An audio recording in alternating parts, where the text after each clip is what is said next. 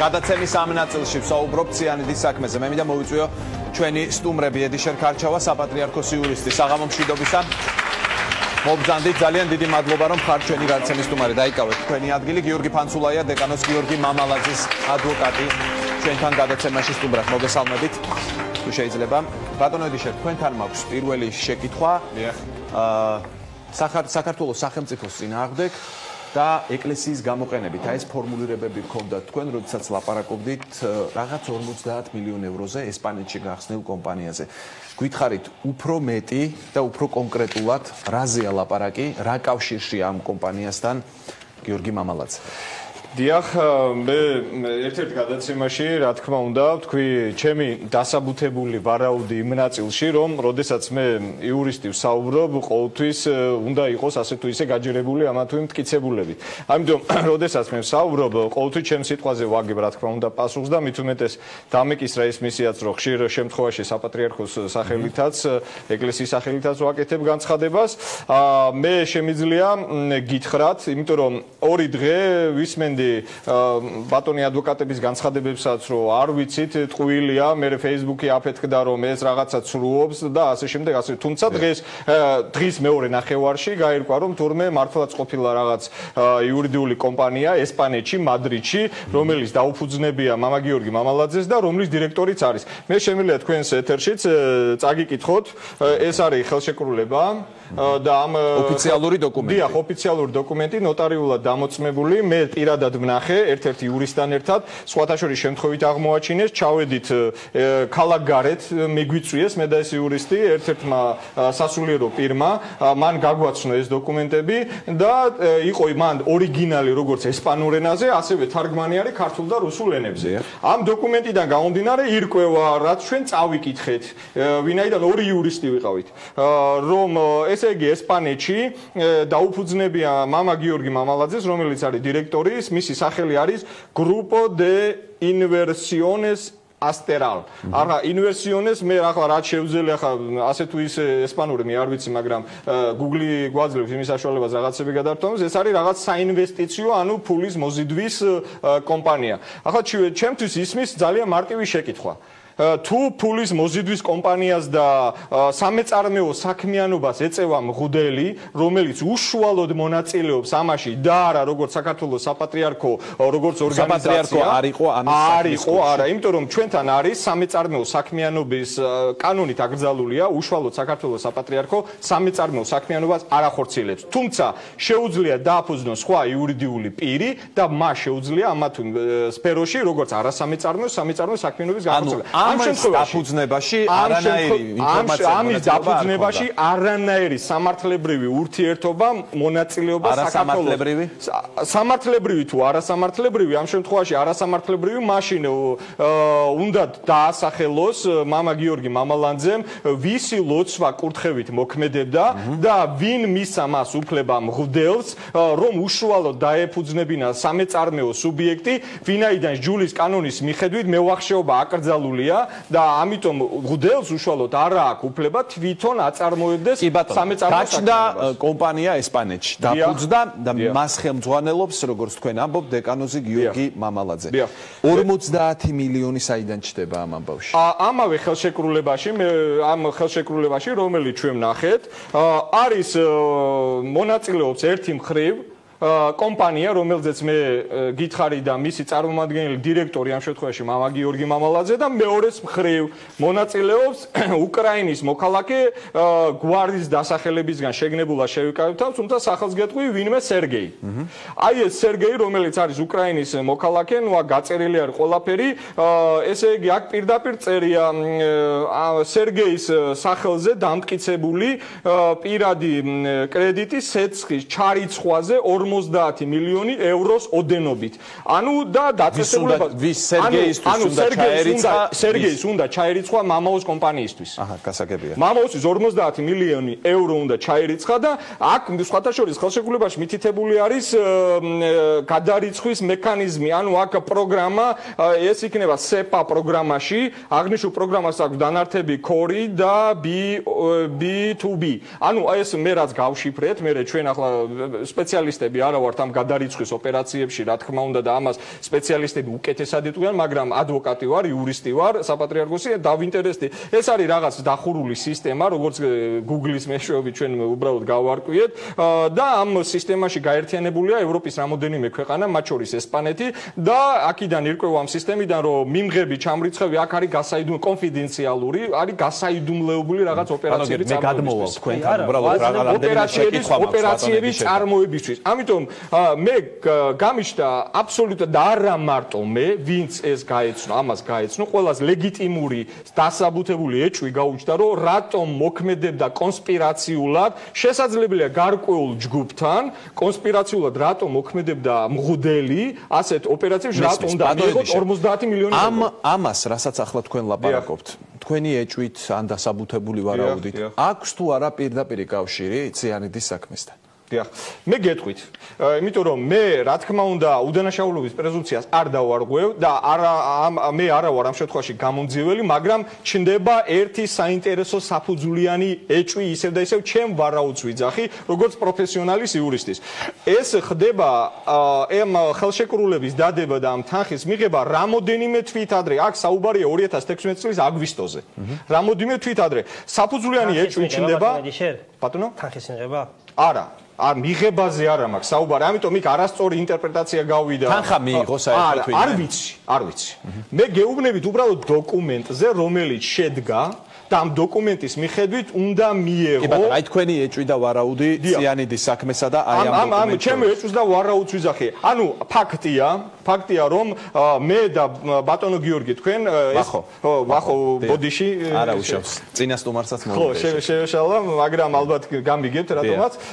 მე მინდა გითხრათ, რომ მე და თქვენ რომ ჩავიდეთ ესპანეთში კომპანიას ისე მარტივად არავინ არ გაგვიხსნის. ანუ რისი თქმა მინდა, რომ ამის უკან დგას რაღაც სერიოზული ჯგუფი, აშკარა რომ სერიოზულ ჯგუფთან გვაქვს საქმე, მამაოს ამაში ეხმარება ვიღაცეები, ამ რაღაც თანხის თუ რაღაცის ოპერაციის განხორციელებაში, თან მღვდელს, რომელსაც ლოცვა-კურთხე არ ქონდა არც უწმიდესისგან, პატრიარქის ან აღნიშნული ოპერაციის განხორციელების და არც ქონდა საქართველოს ეკლესიის უფლებამოსილი სხვა პირებისგან, ვისაც გულისხმობ ქორეპისკოპოსები. თუ ჩავთვლით, რომ ამ პერიოდში ეს პიროვნება ადმინისტრაციაში მუშაობს და თანამდებობას იკავებს, მინიმუმ რაღაც გარკვეული მოქმედებები უნდა შეეთანხმებინა პატრიარქთან ან ქორეპისკოპოსებთან. კარგით, შეგიძლიათ მითხრათ, აი ფაქტია რომ საპატრიარქო იკვლევს მამალაძის საქმეს. აი აქედანაც ჩანს, რომ თქვენ იკვლევთ თავის მხრივ პროკურატურას მიყავს საქმე, ხომ?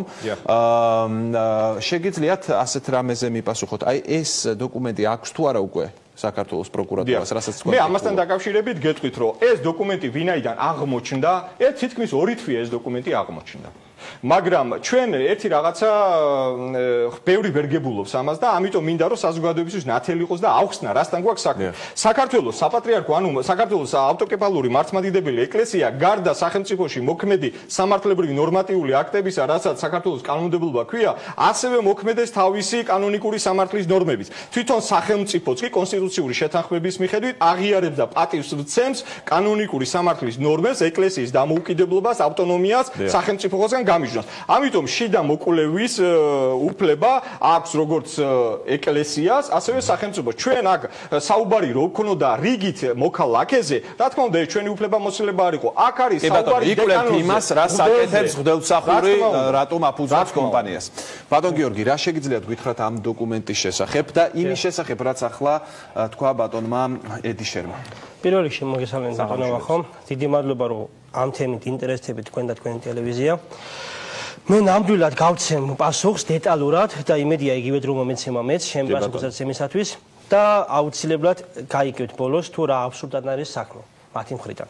უბრალოდ მინდა მანამდე დავაფიქსირო რა და რატომაც გითხარით რომ ამდენი წუთი მინდა იგივე დრო მეთქი. მე მიხარია რომ ეს თემა წამოწიეს მარტივ მიზეზის გამო. იმიტომ რომ ხედავ როგორ უჭირთ. ყოველთვის გავსი თემები იწევა, მაშინ როცა პროკურატურას უჭირს და რატომღაც სამწუხაროდ ამ თემაზე დღეს პროკურატურის გაგრძელება არის საპატრიარქო. ეთყობა საპატრიარქოშიც იმ ლობს, იმ ჯგუფს ძალიან უჭირთ. ეს ერთი. თუ რატომ უჭირთ, მივალ ახლა მაგ თემამდე და შემდეგ გავშიფოთ კონკრეტულად ეს თემა. კი ბატონო. ის რომ ეს ჯგუფი საპატრიარქოში კი არ იკვლევს როგორც თქვენ მზანეთ და თქვენ ლოგიკურად დასვით კითხვა, მაშინ პრობლემა არ არის. არამედ არის დაინტერესებული ჯგუფი. ხო დეკანოზი გიორგი მამალაძე ან გამტყუნდეს, ყველაზე უარეს შემთხვევაში მისი დისკრეტიზაცია მოხდეს. შეგიძლიათ დაარქვათ ყველაფერს თავის სახელი, მაშინ რა ჯგუფზე ლაპარაკობთ, ვინ წარმოადგენს ამ ჯგუფს? შორინა თეთრუაშვილის ხელმძღვანელობა, პირდაპირ გეტყვი და მისი ჯგუფი. პირდაპირ გეუბნები, არ ვერიდებ. დავიწყე პირდაპირ. აი საპატრიარქო, როგორც ბატონი ედიშერი ბრძანებს, თითქოს ესე უფრთხილდება მის ღვთელს. სად იყო მაშინ, როცა მის ღვთელს აბრალებდნენ პატრიარქის ყოლობას? თუ ამოიღეს ხმა, ერთი. და როცა გაირკვა რომ მას არ εδავებოდნენ, რაიმე პრეტენზია თუ გაუჩნდათ ამაზე. მეორე. როცა საკუთარი მღვდლის მიმართ გადათელეს უდანაშაულობის პრეზუმპცია და ამაზე დამიჯერეს სტრასბურგი თავის სიტყვას იტყვის. სად იყო საქართველოს საპატრიარქო? დიდი ბოდიში, მაგრამ საქართველოს საპატრიარქო სად იყო ამ 3 თვის განმავლობაში, როცა ლამის ყოველ შაბათ-კვირას დადიოდა საქართველოს პროკურატურა და 4000 ფურცელ აცნობდა. ერთხელ მაინც დაეძახებინა ჩვენთვის და ჩვენი პოზიცია მოესმინა. სად იყო საქართველოს საპატრიარქო მაშინ?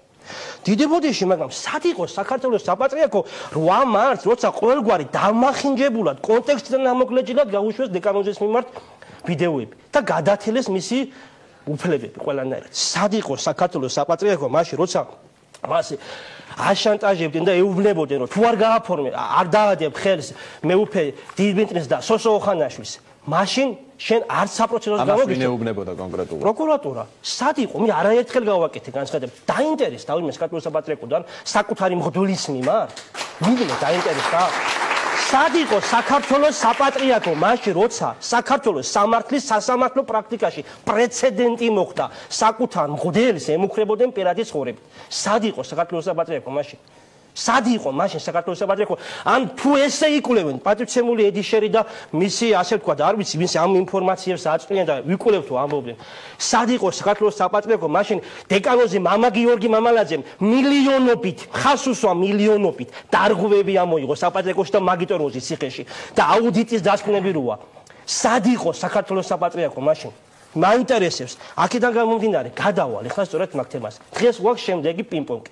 გამოხდება ვიღაცა, იტყვის რაღაცას დეკანოზე, დავამთავრებ უკაცრავად. არა, გამოხდები მე ვიღაცა თქო, მე არ მithქვავს, არ ვასახელებ და მე მგონი ბატონო ედიშერ თქვენ თვიმართ, მე არასოდეს სუბორდინაციას არ ვარკვევ. მე მგონი დამეთანხმება. გამოხდება ვიღაცა და იტყვის, რომ მამა გიორგი მამალაძეს იყო ესეთი პიროვნები, ესეთი მე გამოვარ ჩვენი ადვოკატები გვიწევს 3 დღე თავის მართლება. შემდეგ გადავა ეს თემა, ახალი თემას წამოწევენ. კიდე ახალი გაჩნდება ბატონ გიორგი. ნახეთ, ჩვენ გვაქვს ზუსტად მაგ იმედია დოკუმენტი, რომელიც ბატონმა ედიშერმა ზუსტად მაგ იმედია. აქედან გამომდინარე არის პასუხი მარტივი. რომ ჩვენ ასე თავის მართლების რეჟიმში ვარიყოთ, სწორედ მაგიტომაც ესეთი ცილისწამებისათვის ვაპირებთ და ძალიან გულიმწყდება. აი, იცის ბატონი ედიშერმა ჩემი მისდამი დამოკიდებულება და გულიმწყდება, მაგრამ ვაპირებთ. ცილისწამებისათვის და პატივისათვის და ღირსების შელახისათვის, რაცაც 3 დღეა ტირაჟირება ისმის ამ თემაზე სასამართლოს მიმართოთ და იქ გაეცემა პასუხი ამ ცილისწამება რაში მდგომარეობს? ის რომ ეს შეფასებები გასაგები ამაზე გაპასუხებინა. უბრალოდ მაინტერესებს ეს კომპანია დაფუძნდა თუ არა დეკანოს გიორგი მამალაძის მიერ. კომპანია დაფუძნა თუ არა, მე მგონი ყველაფერი მნიშვნელოვანი და მივალ, მაგრამ და უფრო მეც გეტყვით ბატონი ედიშერმა გითხრათ. არ გაინტერესებს ბატონი ედიშერ, საიდან აქვს ეს დოკუმენტი რეალურად? მან თქვა რომ მიაწოდეს. და მან თქვა, მაგრამ მე გეტყვი რეალური ინფორმაციას. ისმენთ. გეტყვი რეალური ინფორმაციას, მე პირდაპირ. მე არ ვიცი პირადად ედიშერს ნაკლებად მგონია რომ მიაწოდა იმ ორგანო, მაგრამ მე ზუსტად ვიცი რომ შორინა თეთრუაშვილს მიაწოდა საქართველოს პროკურატურამ და რატომ დაგისაბუთებ თუ გინდა. გიპასუხებ თუ რატომ. რეალურად რა მოხდა? საქმეში არის ორი მეუფე, რომელიც თავიდაბოლომდე ინფორმირებული არის ამ საკითხზე. რასაც ახლა მე ვიტყვი. და პირადად შორინა თეთრუაშვილი და პირადად შორინა თეთრუაშვილის მოსაზრებად ციტატად გამოვიტანე დღეს დეკანოზი მამა გიორგი მამალაძესთან. ამ თემაზე გარკვეული დოზით ჩვენებაშიც არის ნახსენები ეს ყველაფერი. და ეს არ არის ნოუ-ჰაუ, რასაც ახლა ჩვენ გვეუბნებიან. და რა არის? კლინიკა, რომელიც იყო გაპარტახებულ მდგომარეობაში, პირდაპირ გეუბნები, საპატრიარქოს კლინიკა და ამათ ჩვენებაში არის. და ასევე როგორც მოგესწრება დეკანოზი მდელსახურებას აღავზრუნდა ჩაქვში. კლინიკის რეაბილიტაციისათვის ხას უსვამ და ამის დამტკიცება შეიძლება და გეტყვით როგორ შეიძლება დამტკიცება კლინიკის რეაბილიტაციისათვის და ჩაქვში სკოლის ასაშენებლად უნდათ გრანტების მოპოვება. ამის თაობაზე არის ორი მეუფე ინფორმირებული და პირადად შორენა თეთრვაში. ანუ რაც ბატონმა ედიშერმა თქვა რომ საპატრიარქომ საერთოდ არ იცოდა არა როგორ მეორე ეს არის ორი მეუფე ვინ არის? ეს არის სიცრუე? არა მეორე მეუფე ვინ არის? დაასახელეთ ეს ორი მეუფე. არა არ ვიტყვი სანამ დეკანონჯის ნება თუ არ მექნება. თუ მექნება მე ვიტყვი თქვენ საპატრიარქო შესაბამისი განყოფილებები იყვნენ საქმის კურსში თუ ორმა მეუფე მიწა ორი მეუფეს ნება კურთხევით იყო ეს. პირადად გეუნებ. და იყო შემდეგ. აი რატო გეუნებით? ეს რო სიმართლე არის. ეს ინფორმაცია რატომ არის დავამთავრებ ბატონო ედიშარ, ხო არ გაწყვეტინებს თვითონ. რატომ არის მოპოვებული საქართველოს პროკურატურიდან? ეს რასაც ბატონო ედიშარ საუბრობს, ხელშეკრულება ბუნებაში არ არსებობს. არსებობდა მხოლოდ ხელშეკრულების პროექტი. ნოტარიუსის მიერ დამოწმებული პროექტი. ხელშეკრულების პროექტზე გეუნები, მე არ გეუნები დარეგისტრირებულ კომპანიაზე ხელშეკრულების პროექტი. და ეს ხელშეკრულება ნოტარიულად არ იყო დამოწმებული? დავამთავრე ბატონო ედიშარ. ნოტარიუსის გვარსაც გეტყვით ბატონო ედიშარ. ვიცი რომ ცუდგომარეობაში ხომ დავამთავრე ბატონო ედიშარ. რატო ვარ ცუდგომარეობაში? ისეთ ინფორმაციებს გეუბნები. რატო ვარ ცუდგომარეობაში? იყო პროექტი, სადაც დეტალურად იყო აღწერილი ის გრანტი, როგორ დაიხარჯებოდა კლინიკაზე, როგორ დაიხარჯებოდა სკოლაზე. ის პროექტი ხელშეკრულების იყო ლეპტოპში. რომელი ლეპტოპიც ამოღებული არის და არის საქართველოს პროკურატურაში და არავის ის ნივთიერი მტკიცებულება ბუნებაში არ არსებობდა ეს ნოუთბუქი არის საქართველოს პროკურატურაში იმ ნოუთბუქიდან მოხდა შემდეგ გადაგზავნა საქართველოს საპატრიარქოში კერძოდ როგორც აღმოჩნდა შორინა თეთრვაშვილზე და იმათ მე რა სახით ამოიღეს ნოუთბუქიდან მტკიცებულებები უკვე ერთი შეკითხვა ბატონო გიორგი რა სახით ამოიღეს მტკიცებულები ეს პირდაპირ გეუნებ იყო ორადორი მიზნით წინააღმდეგ შემთხვევაში გამოვიდა საქართველოს პროკურატურა პირდაპირ ვამბობ რო წაშლილი იყოს ეს შეიძლება მარტივად ალბათ ისეთ რომ აღდგენა ინფორმაციის წაშლა არის თუ არა ეს პროექტის ნახაზი აღნიშნულ ნოუთბუქში არის თუ არა ამ პროექტის ნახაში პირდაპირ კლინიკის რეაბილიტაცია და სკოლის აშენება ეს 50 მილიონი ვის უნდა ჩაერიგოს არა აქ 50 მილიონი არა გაჩნდა ეს 50 მილიონი გრანტებზეა საუბარი ბატონო ხო გრანტებზეა საუბარი უკრაინელი სერგეი გრანტს აძლევს კომპანიას ესპანეთში სერგეი არ აძლევს უკაცრავად გრანტებს ეძებდნენ უკრაინაშიც ესპანეთშიც და გრანტებზე პროექტი არის დაწერილი თუ როგორ უნდა ყოფილიყო და ძალიან გთხოვთ თუ მარტივად შეიძლება ამის ილუსტრაცია პროკურატურაში რომელი ნოუთბუქი ძდებს თუ წაშლილი არა აქვს გადაცენ სამხარაულის ექსპერტიზას და ამოიღებენ იმ ნოუთბუქიდან ერთ რაღაცას დავაზუსტებ თქვენთან თქვენ ახსენეთ ორი მეუფე მე დაგისვით შეკითხვა საპატრიარქო იყო თუ არა საქმის კურსში თქვენ მიპასუხეთ ორი მეუფე როდესაც 50 მილიონზე და ასეთ თანხაზეა ლაპარაკი პატრიარქი იყო თუ არა ამის საქმის კურსში ან როგორც ინსტიტუტი საქართველოს საპატრიარქო იყო თუ არა საქმის კურსში იმიტომ რომ იმ ორ მეუფეს შეიძლება საერთოდ არ ეხებოდა ეს საკითხი კი პასუხობს საქმის წარმოების რატომ ეხებოდა გეტყვით არ მინდა რომ ვივანიშნოთ, იმიტომ რომ იმ ადამიანების ილუსტრაცია უკანონობა არაფერი არ არის. ილუსტრაცია რატომ უნდა მოხდეს? არა, უკანონობა არაფერი არ არის, უბრალოდ არ მინდა თვითონ მინდა რომ რაღაცას ბოლომდე სულ არ ამბობ. ნახეთ რა მინდა დავაზუსტოთ. ნახეთ, როდესაც კომპანია შეიძლება ყოფილიყო ეს ფაქტები. ისწორედ იმისი ნებაკურთხევი ხდებოდა. მეუფე დიმიტრის. მე არ დავასახელე, ვისი ეპარქიებში შესაძლებელია ყოფილიყო ეს ამბები. ერთი ფაქტის და მეორე ფაქტის. საქმის წარმოება რომ მიმდინარეობს. იურიდიული სამსახური უნდა ყოფილიყო თუ არა საქმის კურსში. გეუნები. იურიდიული სამსახური გეუნები რომ პროექტი შედგენილიყო ოფიციალურად და ამიტომაც გეუნებით რომ აქ საქმე ცალკე თემა არის. ორგანიზაციაში გიმუშავიათ ბატონო გიორგი? ბატონო ვედიშე. ორგანიზაციაში გიმუშავინიათ? არ ვიმუშავი ორგანიზაციაში. აი ძალიან ცუდია თუ არ გიმუშავინთ, თუ საქმის წარმოების წესი არ გწოდნიათ. რა შვაშია ბატონო ვედიშე რა? პროკურატურაში გიმუშავიათ, მაგით გამოიცხადეთ არა, მე შეურაცხყოფას არ გაკეთებ. არა. ბატონო გიორგი, ბატონო ვედიშე. ნახეთ ვისი გარკვევა. მაგით ამას ხარ ვლადებული არა, ნახეთ ვისი გარკვევა სურს მე პირადად. ფუძნდება კომპანია. არ გაყენებ, სხვა რამეს ვლაპარაკობ. არა, ნახეთ მე დავსვამ ამ შეკითხვას კიდევ ერთხელ. ნახეთ რა მინდა ვიკითხო. ფუძნდება კომპანია ესპანეთში. დიახ, არის თუ არა ეს საპატრიარქოს ნებართვით? დიახ. იურიდიულად, სამართლებრივად არის თუ არა ეს დაფუძნება გამართვას სვამს ბატონი წამყვანი. მარტივ შეკითხვას სვამ პასუხად. დიახ. იხსოდა საპატრიარქოს ყველა იმ მნიშვნელოვანმა პირმა და იყო მათი მხრიდან ნებაკურთხება. იურიდიულმა სამსახურმაც. კი ბატონო, ასე გამოდის, იმიტომ რომ არ იქნებოდა ის ელემენტარულად გახსნილი. შესაბამისად გეუბნებით რომ ორმა მეუფემ და შორენა თეთრვაშვილის სიტყვას გეტყვით, თუ გინდა ამ საკითხზე დამოკიდებულება. მითხარი და შემდეგ ბატონო შეხება შეკითხვა. ევროპიდან რო შემოტანილი ფულით რომ გავაკეთოთ ჩვენ ისა რა ქვია, სკოლა ავაშენოთ და კლინიკა გავარემონტოთ. სოროსის ფული გვინდა ჩვენ? აი ესეთი დამოკიდებულებით ანუ ეს საკითხი იყო კონფლიქტის მიზეზი. არა, ანუ იმდენად განხილვის თემა იყო ეს განხილვის თემა იყო ეს იყო გასაგებია ბატონო ედიშე. გასაკეთებელი სიკეთე და დავამთავრე ერთი წუთი. ძალიან მოკლედ უნდა ერთი წუთი მინდა ბატონო ვახო. ამ კომპანიას რეალურად არ უმუშავია ვინაიდან ეს პროექტების განხორციელება ვერ მოხდა არც ერთი დღე. არც ერთი ლარი არ არის ამ კომპანიისგან გადმორიცხული და პროექტი რომელზეც ლაპარაკობ ეს იყო მხოლოდ პროექტი გაუფორმებელი ხელშეკრულება და დაწერილი პროექტები მოსაპოვებელი გრანტებზე ამ ორ ადამიანს შემიძლია გადაამოწმოთ აქვე დავამთავრებ რომ კლინიკის ნებისმიერი თანამშრომელთან მიხვიდეთ თუ როგორ იპოვებდნენ პროექტებით გრანტებს ცდილობდნენ შემოიტანათ საწოლები და თანამედროვე ტექნიკა შეგიძლიათ მიბრძანეთ კლინიკაში და ისე რომ იცოდა ამის შესახებ მაგალითად რომელიმე ცალკე აღებულმა მეუფემ და არ იცოდა საპატრიარქოს როგორ გეუბნება ხა შეუნება ვისი ეპარქიებში ხდებოდა გეუბნება კიბა საპატრიარქოს იურისტია ბატონი ედიშერი და მისგან მინდა სწორედ ახლა პასუხი რა იცოდა საქართველოს საპატრიარქომ ამ კომპანიის შესახებ რაზეც დავიწყე საუბარი აქ არის მომდენო ყოფილი ბრალდებები ხვალ და ზეგ ამას სასამართლოში დავამტკიცებთ რომ ცრუ ბრალდება იყო შემდეგ ზუსტად ერთ კვირაში კიდევ ახალ ბრალდებას გავისმენ და ამიტომ არის მთავარი მე რაზეც ვისაუბრი ამიტომ ხარ დაინტერესებული მხარე ამაზე დაინტერესებული მხარეები ამიტომ კი გადავალთ ამას კი ბატონო მე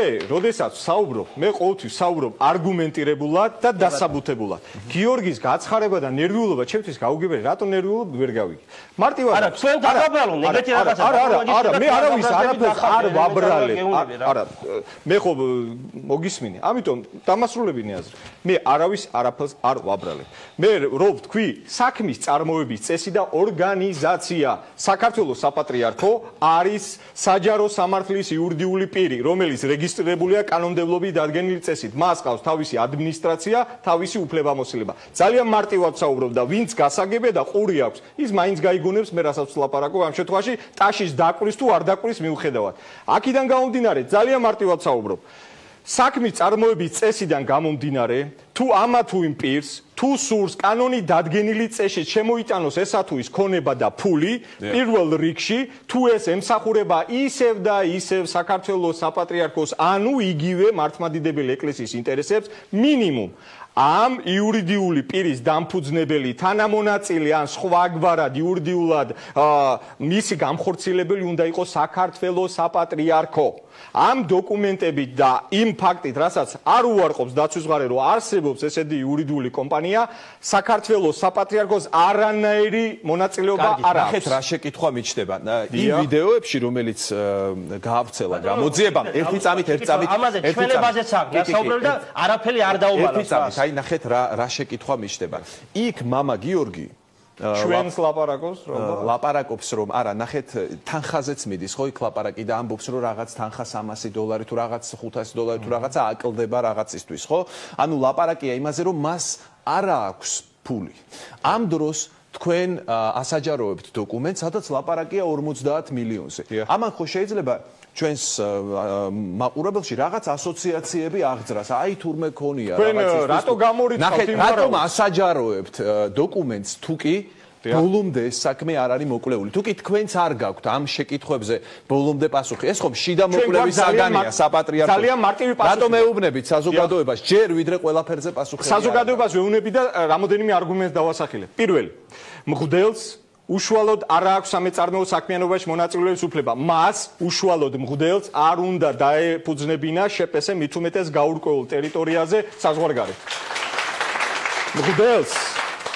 მღვდელს მინიმუმ აქ მღვდელზე მაქვს საუბარი მინიმუმ მისი უწმიდესობა საქართველოს კათოლიკოს პატრიარქი უნდა ჩაეყენებინა საქმის კურსში ვინაიდან მისი მოქმედება სცილდებოდა ეპარქიის ფარგლებს ვინაიდან ეს თავისი თანამდებობრივად იმ მდგომარეობით იყო როგორც ქონების მართვის განყოფილების უფროსი შემდგომში განყოფილების მოადგილე ანუ იყო თუ არა ორი მეუფე როგორც ბატონმა ახლა საქმის ერთი წუთით იქნება ამაზე ერთი წუთით აი მივალ ერთი წუთით მივალ თუ მისი მოქმედება იყო ჩაკეტილი ვიღაც კონკრეტული პირებთან მიმართებაში, ეს არ ღვევდა ზოგადად ეკლესიის ინტერესებს. ვინაიდან ეკლესიას ყავს თავისი მმართველობითი ორგანო. მაგრამ ეს ამბავი რომ ორი მეუფე საქმის კურსში იყო, თქვენ ახლა გაიგეთ ბატონი გიორგისგან თუ იცოდით ამის? მე გავიგი ახლა ბატონი გიორგისგან. ამიტომ თუ ასახელებს ის რაღაც გარკვეულ კანონ დარღვევებს, იმიტომ რომ ეს არის კანონ დარღვევა ეკლესიური.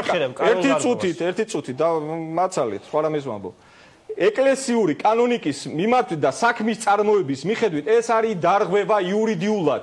ანუ თუ მამაო აპირებდა რაღაც განხორციელებას ქმედების, ეს პროექტები თუნდაც უნდა მოსულიყო სამართლებრივი კუთხითაც საქართველოს საპატრიარქოს იურიდიულ სამსახურში. თუ ჩვენ ვირწმუნებთ იმას, რაც ბატონმა გიორგიმ თქვა, მარტო ბატონ დეკანოს გიორგი მამალაძის კი არა, მაშინ ამ ორი მეუფის პასუხისმგებლობის საკითხი უნდა ახლა სიცრუეს ვამხელ მარტივად.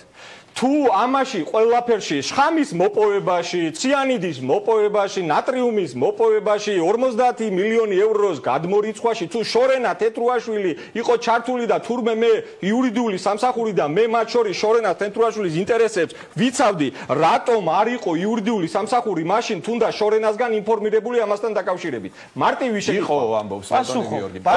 ჩვენ გვაქვს რეკლამის დრო დავბრუნდებით, მოგცემთ კიდევ შესაძლებლობას გამოთქვა თქვენი აზრი. რამდენიმე წუთში კლავ პირდაპირ ეთერში.